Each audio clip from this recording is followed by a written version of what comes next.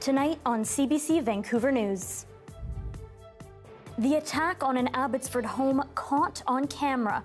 A victim of extortion who says threats targeting the South Asian community have lasted months. Now you watch, you have 3 days, give us 3 days, we will kill you. A CBC News exclusive coming up. Plus, not working on the railroad, CN Rail is served with a 72-hour strike notice. We break those links, all of a sudden everything all goes back very badly, very quickly. It definitely sends us into a little bit of panic.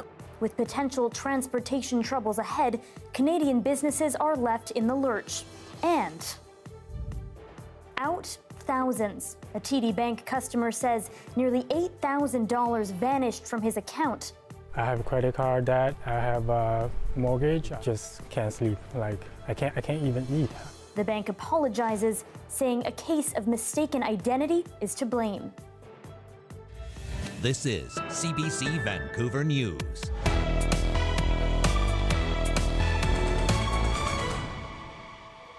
Good evening, I'm Michelle Ghoussoub. Thanks for joining us. We begin in Abbotsford, where a man says he has been living in fear since he started receiving threatening phone calls over a year ago. Now, surveillance footage shows his family home being attacked at night, and it's not the first time a South Asian business owner has been targeted. Our Saurabh Sandhu leads us off tonight, reporting that police are investigating dozens of similar incidents across the country. This surveillance footage was captured Thursday night at an Abbotsford home. A person dressed in dark clothes throwing glass bottles one after another. He came second time, he threw all the bottles he has in the hand, maybe 10. Minutes later, Jas Arora, who was home with his family, could smell gasoline. He was terrified. We saw so many gallons, drinking bottles, so many stuff, and so much gas. And it's on like my front door, on my garage door, on my vehicles, everywhere is gas.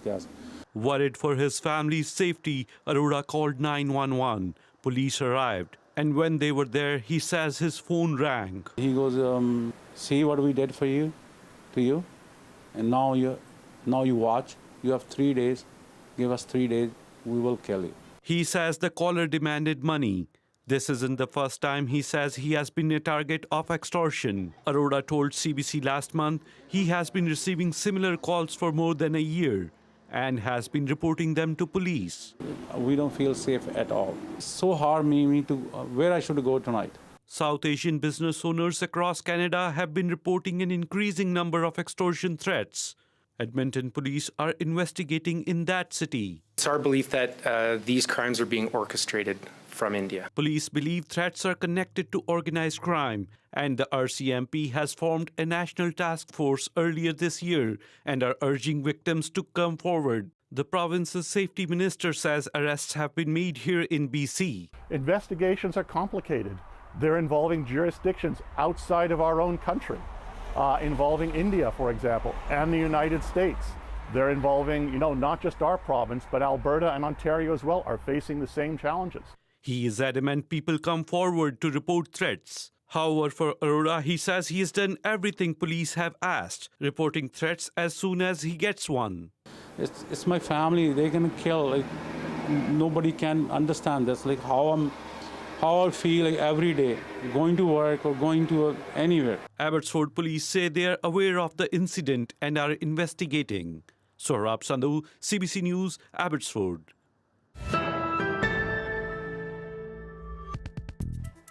Well, just when Canada's rail shutdown appeared to be over, it got far more complicated.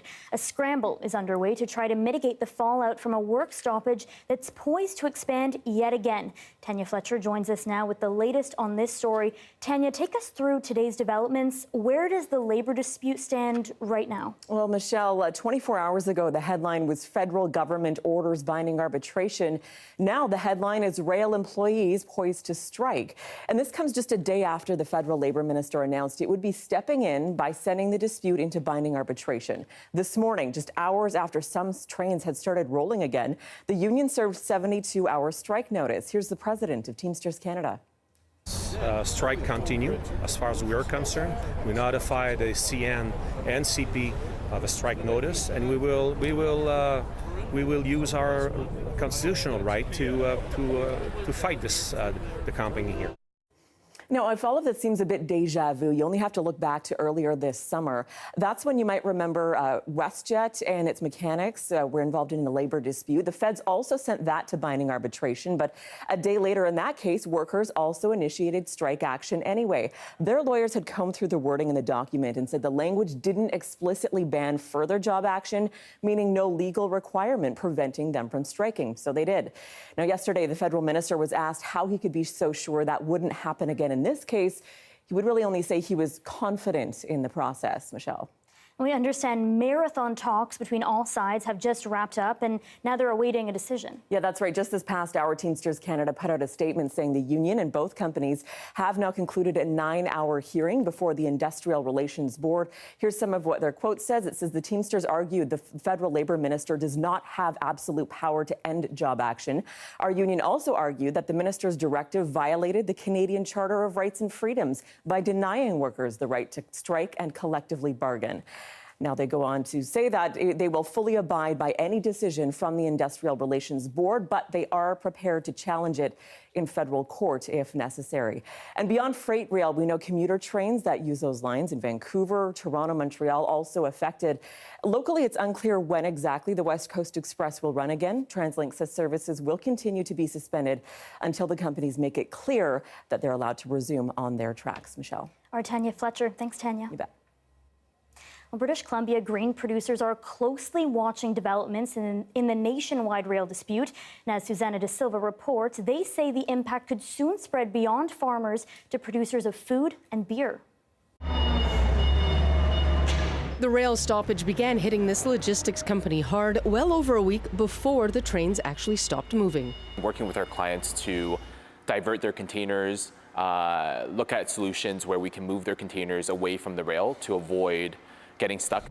But that isn't a simple process. For example, a container on a ship destined for Toronto would normally arrive in Vancouver and be put on a rail car. Now a truck has to be arranged to pick it up, a warehouse found to store it, and another truck hired to drive it across the country, with extra costs every step of the way. The cost for transport has to come from somewhere, and the cost will ultimately trickle down to consumers.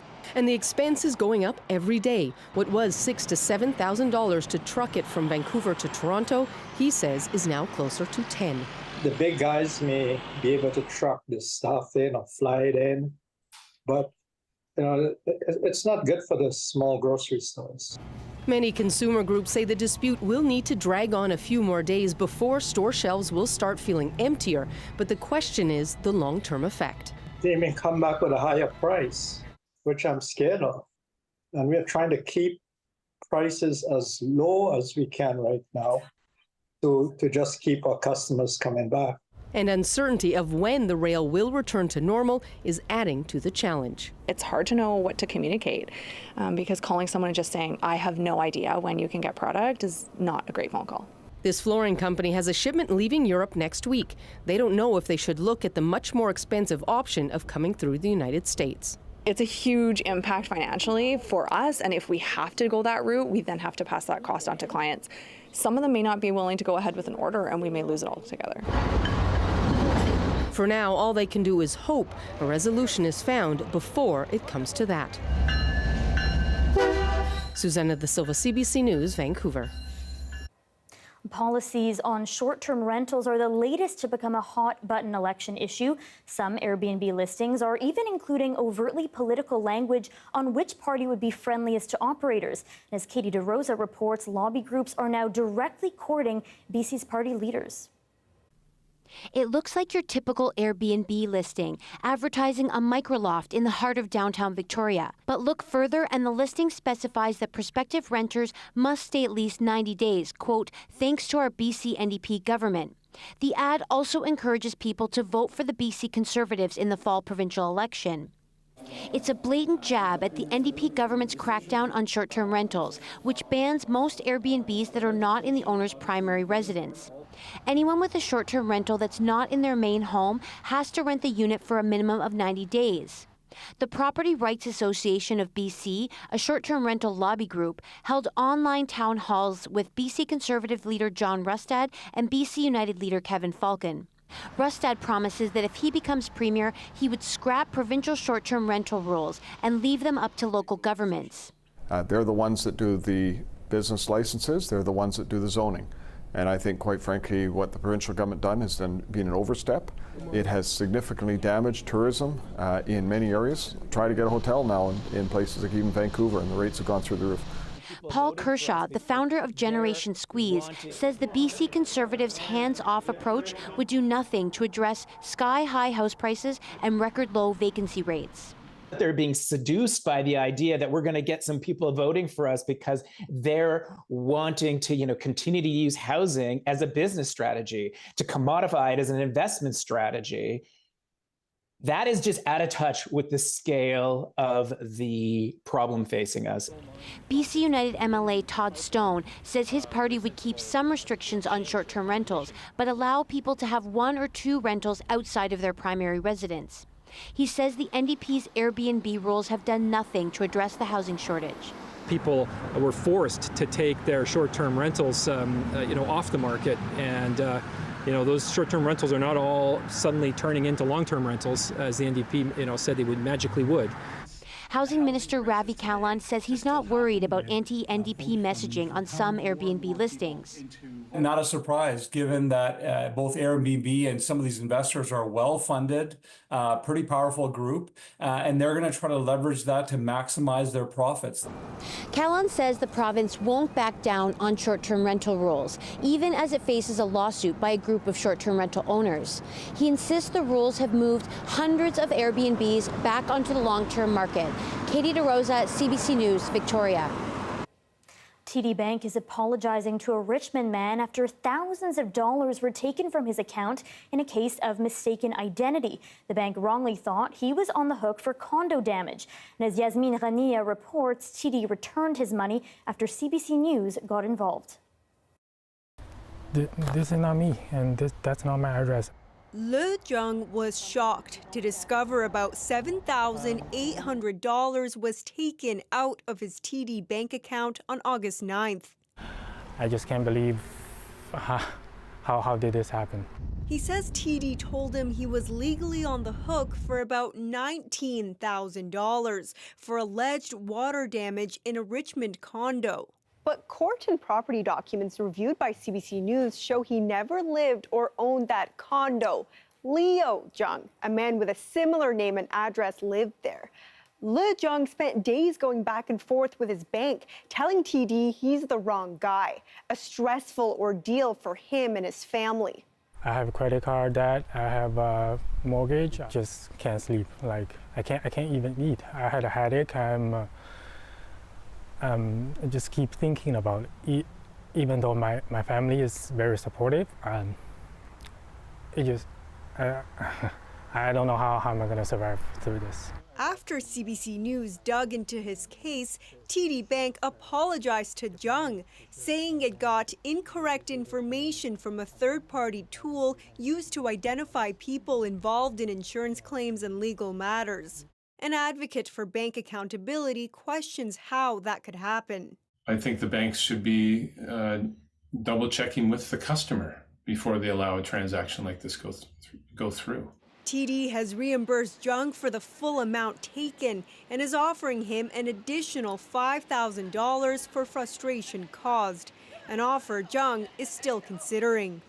TD declined to do an interview, but says in a statement, this is not an experience that is representative of TD Insurance, and we understand the frustration this would have caused, adding it's committed to supporting its customers and is working directly with this individual to remediate. Jung is relieved to get his money back, but says he no longer trusts TD Bank. I'm definitely moving. No, I'm not using TD anymore. I'm changing my bank for sure. He hopes no one goes through a similar situation. Yasmin Rania, CBC News, Vancouver. We're hearing more about how private property covenants may stall the province's plans to densify neighborhoods. The agreements often ensure single-family homes cannot be replaced with multiplexes or small apartment buildings. And as Chad Pawson explains, in Burnaby's Brentwood Park, property owners are betting on it. Designed and built in the 1950s, Brentwood Park is one of Burnaby's most beautiful neighborhoods. Large homes on large lots, plenty of green space, something people who live here want to preserve. This neighborhood's a gem, basically. It's a beautiful neighborhood. If you were trying to design a neighborhood and if you were trying to hope for a good neighborhood, this accomplishes all of it. For months, this neighborhood has been advocating for itself, pushing back against provincial policies that essentially abolishes single-family home zoning in neighborhoods like this. It would pave the way for 4 or 6-unit multiplexes, even apartment buildings in neighborhoods close to transit hubs like this one. People who live here say that type of housing would wreck the neighborhood. Let's just say these 4 properties got sold together. An 8-story apartment building could go on this parcel of land? Mm-hmm. Yeah, that's right. And what goes through your mind when you think about something like that in the future of your neighborhood? Well, that would be the start of the end. Now, Brentwood Park has a secret weapon, so to speak, private agreements that were put in place when these homes were built. They're called statutory building schemes. They're restrictive covenants that ensure a certain type of housing here, in this case, single-family homes. The province admits its new housing legislation doesn't supersede private covenants, but wonders if they may be antiquated. Does it make sense in the housing crisis today to still have those covenants in place? I know that conversation is happening in my community, and I know it's happening in communities throughout the province. Court challenges are popping up now, with the justice system the only recourse at present for deciding if covenants should protect property owner rights or be nullified to increase housing. Experts in city planning say this wrinkle is perhaps an example of the province moving too fast and too forcefully to try and address the housing crisis. Really looking at this role of covenants is, I think, is just perhaps one of a number of challenges towards final implementation that the housing legislation that was just passed last year. Brentwood Park's restrictive covenants could soon be put to the test. These homes are up for sale, part of an attempted land assembly for the development of an 8-story apartment building to take their place. Chad Pawson, CBC News, Burnaby. Police in Prince George have made the largest drug bust in the city's history. On Wednesday, RCMP investigated a break-and-enter case on 5th Avenue near Tabor Boulevard. From that house, officers found a large number of counterfeit cigarettes and nearly 40 kilos of illicit drugs. This is a clear indication that more than our local drug traffickers are using Prince George as a base of operations. We will be increasing our enforcement efforts in this area to reflect these developments. Police also found 11 kilos of cannabis and an apparent cutting agent alongside more than $500,000 in cash. RCMP say a preliminary investigation has found this case might be gang-related. Some Surrey students will be returning to more spacious classrooms as quick-build fabricated spaces are rising up on the grounds of 3 elementary schools. The type of prefabricated structure we see here is beneficial in that it can be built so much more quickly than a typical school addition, which takes usually 5 years, offering an expedited solution for schools that are experiencing immediate overcrowding issues.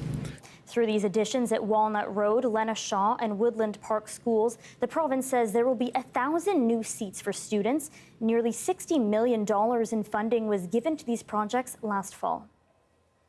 The Fraser Health website offering free harm reduction supplies has undergone a makeover after concern from BC's Premier. He says the site needs to emphasize treatment. But as Mira Baines reports, an advocacy group says the move feels political ahead of the provincial election. Harm reduction supplies such as pipes, smoking kits and syringes were previously available through Fraser Health's online harm reduction portal. But the website went through a quick makeover. After a review, the online portal now offers 2 tools to help prevent overdoses. Premier David Eby confirmed on Thursday that direction came from him. Yeah, I had a concern about the website. We asked Fraser Health to do a review of the site and to ensure that the site emphasized a couple of things. One is access to treatment resources and access to resources to prevent overdose, fentanyl test strips, naloxone distribution. BC Conservative MLA Eleanor Sturko says it was difficult to find help for treatment on the original site. After 7 years of primarily what has been a harm reduction focused agenda, we see the Premier trying to tell British Columbians that he is now focused on treatment and prevention.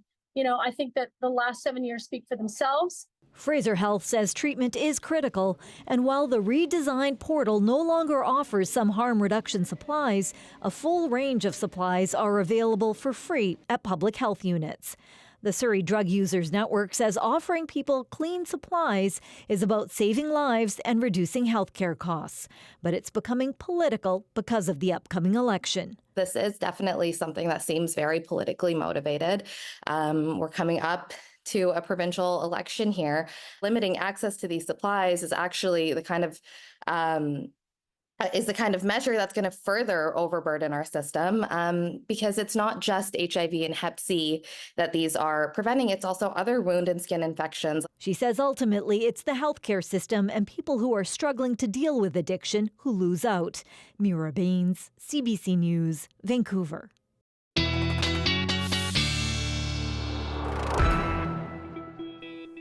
Darius Madavi joins us now for a first look at the weather. Darius, a lot of weather going on out there. Yes, we've got a lot of excitement. I do wish I was in parts of the interior right now. They've got some awesome thunderstorms happening. Now, I was talking to one of our colleagues over in Kelowna today, and he was mentioning just how severe the thunderstorm there was. Now, the thunderstorm has since moved further north. It's now over around Kamloops, but you can see a decent amount of precipitation, but more importantly, a lot of lightning coming along with that. If we lay that on top, you can see hundreds of lightning strikes happening in just the last few hours. Now, our colleague Tom Popick also sent some visuals. Take a look here.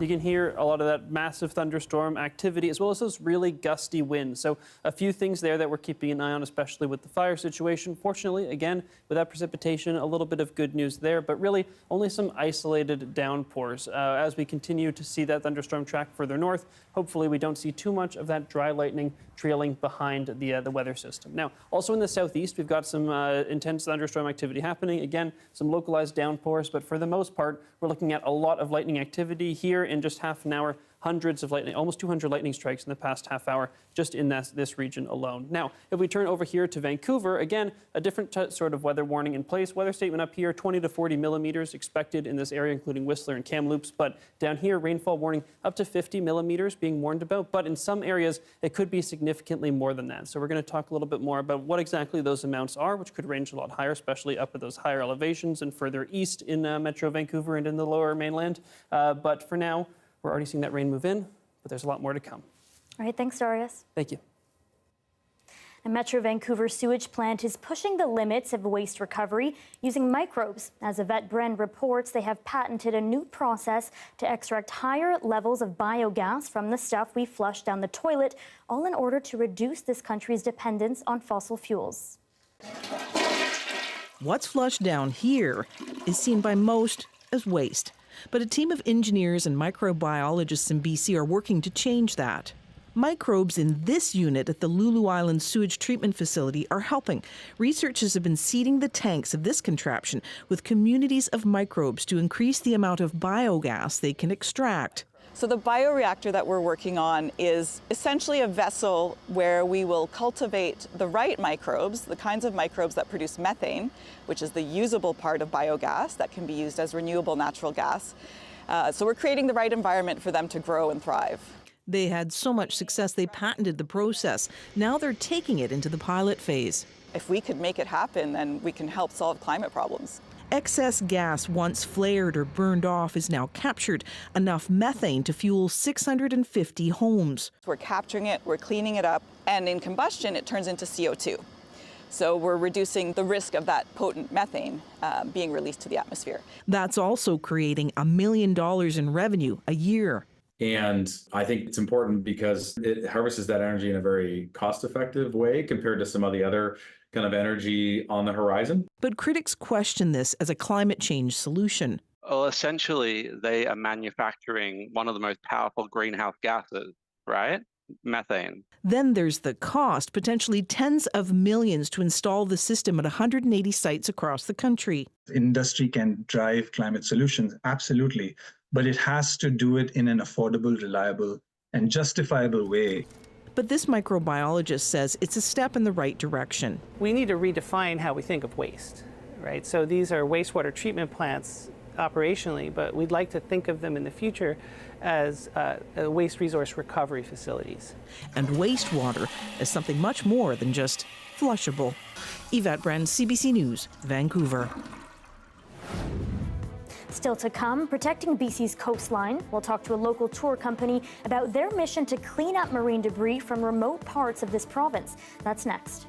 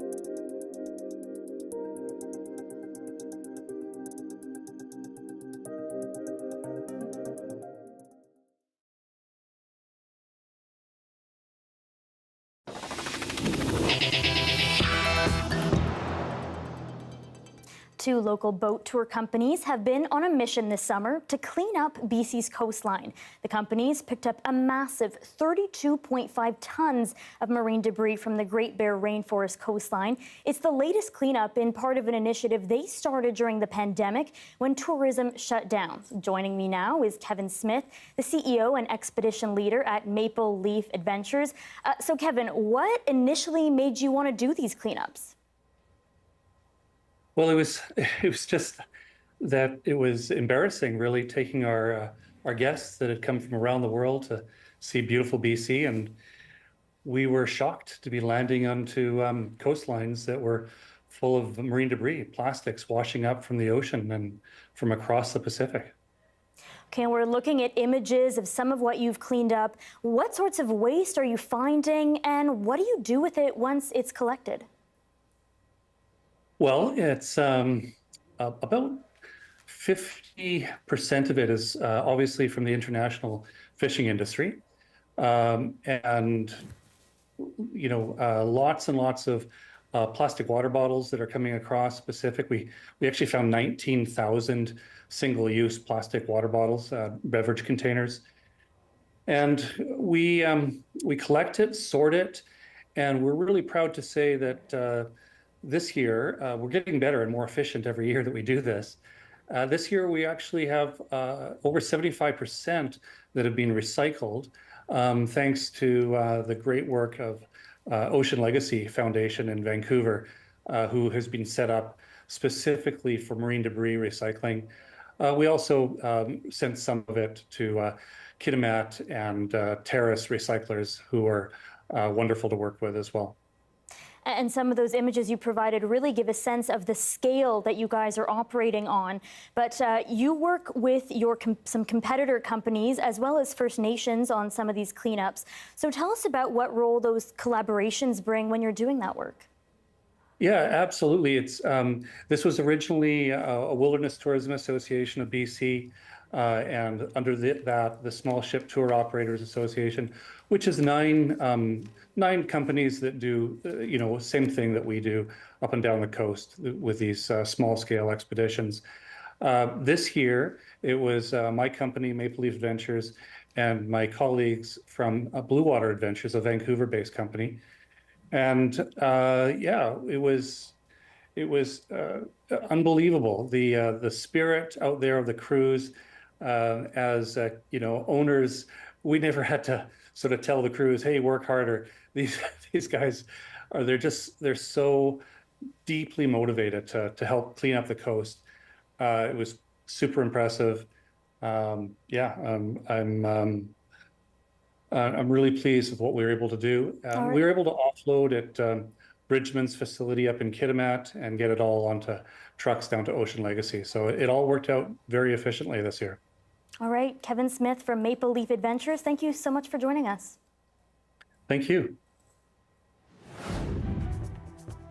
Still to come, Kamala Harris leaves Chicago as the Democratic presidential nominee, uniting her party to become a serious contender against former President Donald Trump. That's next.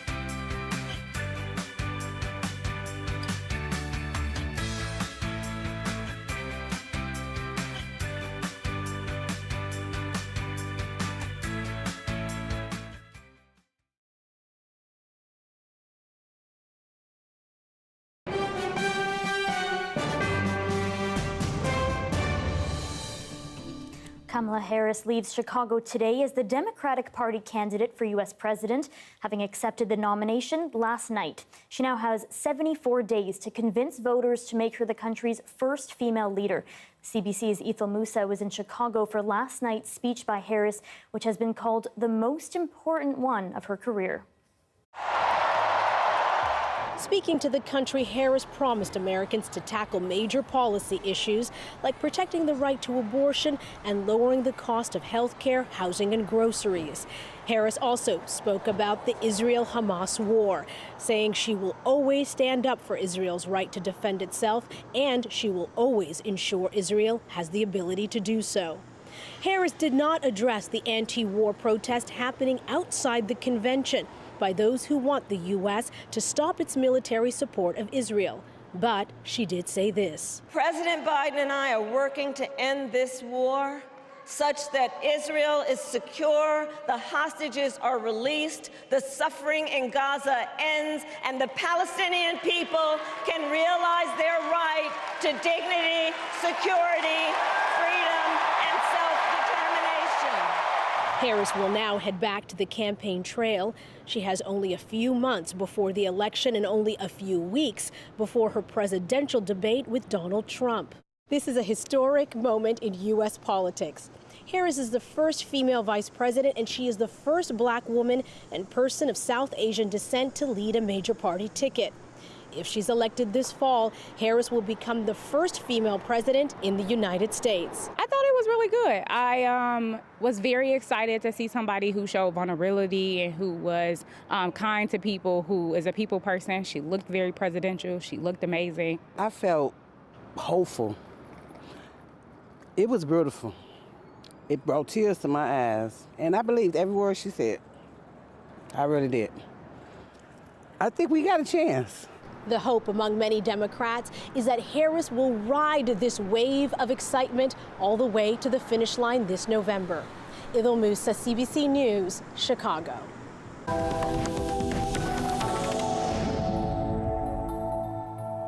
Italian rescuers have found the last of 6 people who were missing after a super yacht sank off the coast of Sicily. It's believed to be the body of Hannah Lynch, the daughter of British tech magnate Mike Lynch, who also died.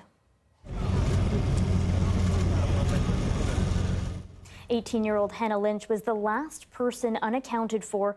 Rescuers struggled for 4 days to find all the missing bodies. The body of a Canadian-born cook was recovered shortly after the yacht went down early Monday in a storm. Civil protection officials believe the ship was struck by a tornado over the water, known as a waterspout, and sank quickly. India's prime minister made a historic visit to Ukraine today. Narendra Modi told Ukrainian President Volodymyr Zelensky he is prepared to play a personal role to bring peace to the region in the war with Russia. As CBC's Briar Stewart tells us, the visit follows one to Russia's president last month that Zelensky criticized.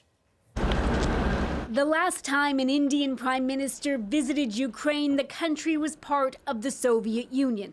Ukraine's President Volodymyr Zelensky described Narendra Modi's visit as historic and symbolic.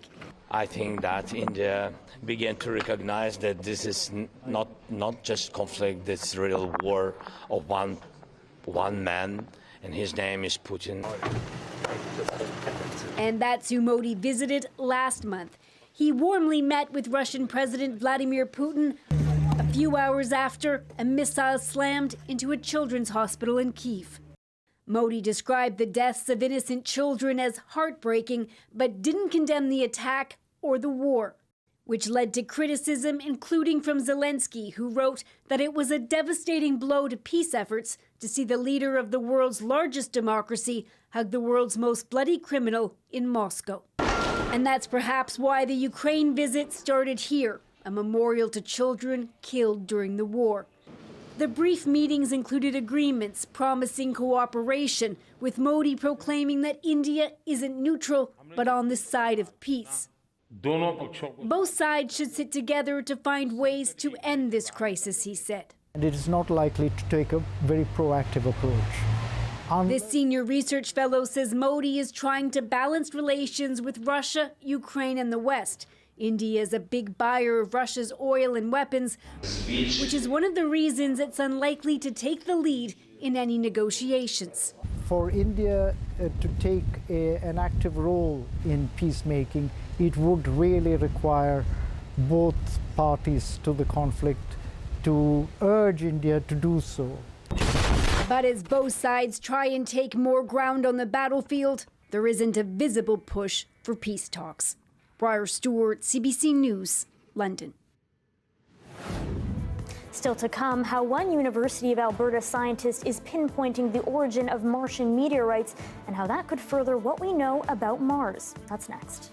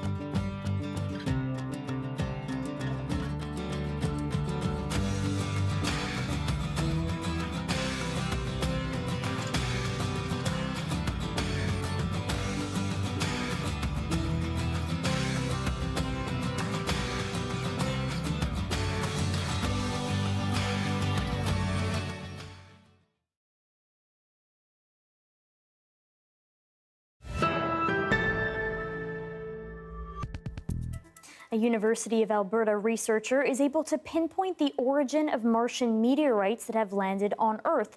That could be important in learning more about Mars. Chris Hurd is a professor in the Faculty of Science and the curator of the U of A's meteorite collection. He joined Edmonton AM's Mark Connolly to explain how he's able to nail down the out-of-this-world locations. How do you know these are from Mars? Well, originally they were kind of an oddball group back in the day. In the 80s, there were sort of a handful of these meteorites. Out of now we have 200. Somebody had the bright idea to look to see what kind of gas might be trapped inside these rocks. And it turns out that gas matches the Martian atmosphere, and we know that from the Viking landers that sort of landed and didn't send anything back, but they analyzed the data. Right. So it's a 1-to-1 match. So that's a fingerprint for these rocks being from Mars, and then the rest are sort of linked to them by chemistry. So how do these meteorites end up on Earth? Something has to hit the surface of Mars. You know, it's the sort of thing where they originally they said it couldn't be done, right? But then that sort of chemical fingerprint was discovered, and then the physics had to be worked out. So the models now tell us that some asteroid, probably from the nearby asteroid belt, has to hit the surface of Mars and explode, make an impact crater. Right. But near the point of impact, rocks right near the surface get kicked off. They get blasted off the surface, accelerated fast enough to leave Mars' gravity. So it chips a piece of the planet off. Yeah. And off it goes, yeah. Yeah. So we think this has happened about 10 times total in recent history in the last few million years to recent produce history, says Chris. Well, it's recent. Yeah, exactly. I mean, the rocks themselves are much older. So, you know, the last few million years, we've had sort of 10 events that have produced these 200 meteorites. Okay.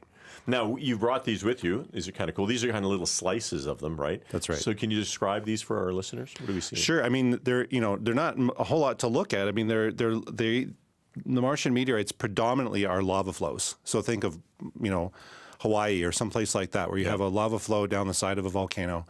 And so there's fairly small crystals in them, et cetera. But the other thing that we have in there are these little veins and little black pockets and things like that. Right. That's from the shock basically that they experienced when they got ejected from Mars. I see. And so that's a key part to this whole story is actually figuring out what are the conditions of that shock ejection that allows us to link it to a specific crater.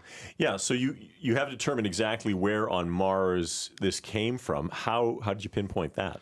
It's been a long process. I started 7 years ago. Not millions of years. Oh, no, but long still. But it's a process that involved a lot of colleagues from around the world because what we basically said is okay, you've got 10. We're looking for something like 10 craters in the last few million years. So you're looking for nice fresh craters, relatively recently formed apparently on Mars from remote sensing. Right. But there's hundreds of them. Right? I mean, there's millions of craters. There's sort of hundreds of possibilities. Then we say, well, let's narrow it down to those places where there's lava flows. Like Tharsis and Elysium are the big igneous places on Mars. Yeah. And then narrow it down further and further. And then with some sort of this sort of updated physical modeling, we can narrow it down further. So it's sort of like a process of elimination. Mm-hmm. And what we did was we ended up with 15 potential craters for these 10 events. That narrows it down pretty good. And so then we could go from a specific information in a meteorite like that to the specific conditions and ages, et cetera, of the crater and the surrounding area that the crater sits on. Mm-hmm. And we've been able to do that for 5 of them. Our study shows that we've been able to do that linkage for 5. So we're we're halfway there, essentially, to figuring out where all of the Martian meteorites come from.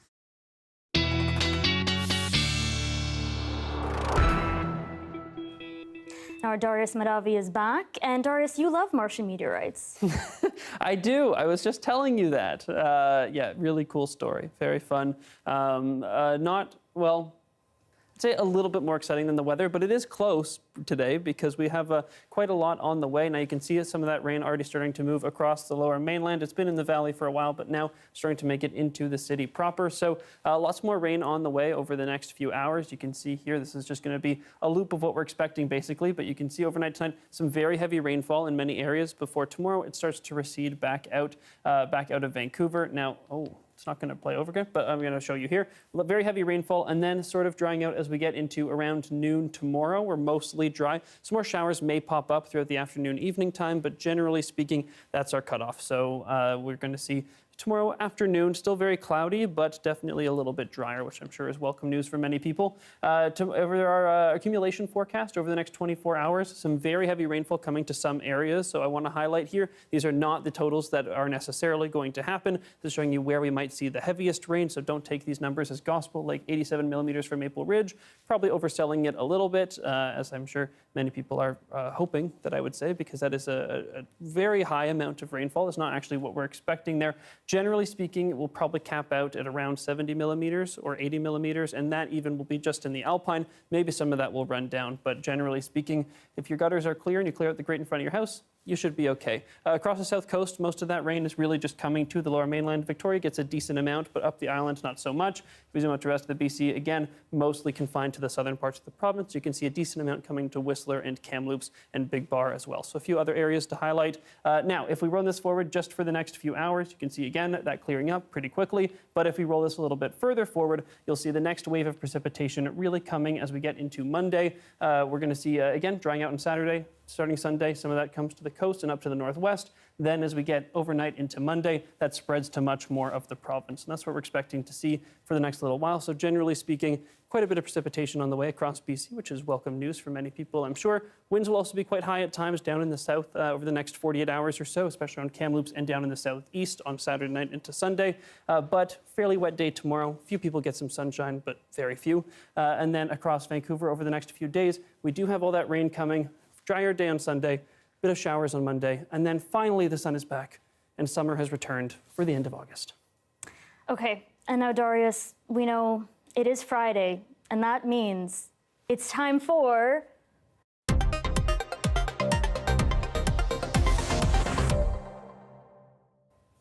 Fun Fact Friday. You killed it with the finger gun. Great work. Okay, so in honor of the Peony Fair getting well underway, and there are a lot of rides to choose from, so it's my understanding that you're here to tell us about a surprising scientific discovery on a Disney roller coaster. Yes, I don't know if these findings will apply to the Peony, but let me ask you, Michelle, how would you, what would your reaction be if I gave you, showed you this image? This roller coaster will cure your kidney stones. How does that make you feel? Do you buy it?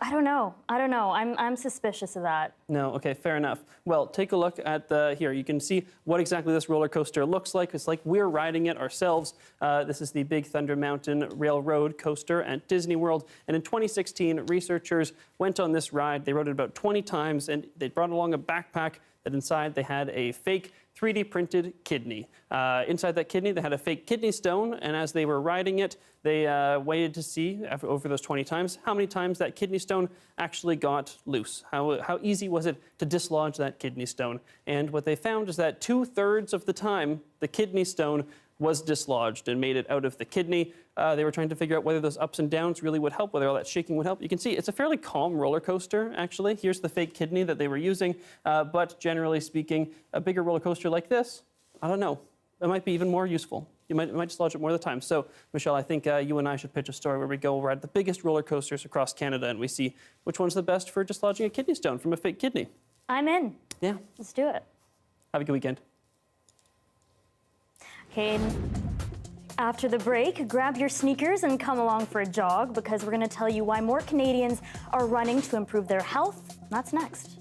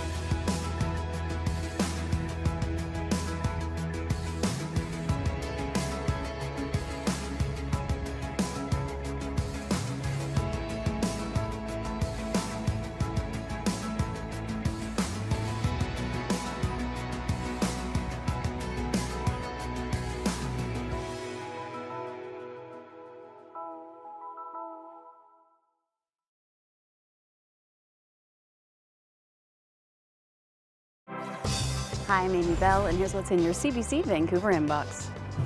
On September 14th, celebrate Indigenous community, culture, and spirit at the 3rd annual Come Toward the Fire, a free outdoor festival where CBC is proud to be invited and return as the exclusive media partner. For more information, visit cometowardthefire.com. And never miss a special programming series, event, or contest. Subscribe to CBC Vancouver's e-newsletter and keep connected with us.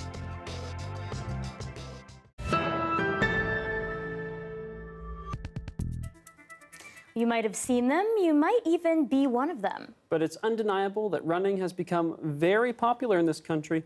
I don't understand why. Paula Duhatchik looks at why more Canadians are taking up the sport.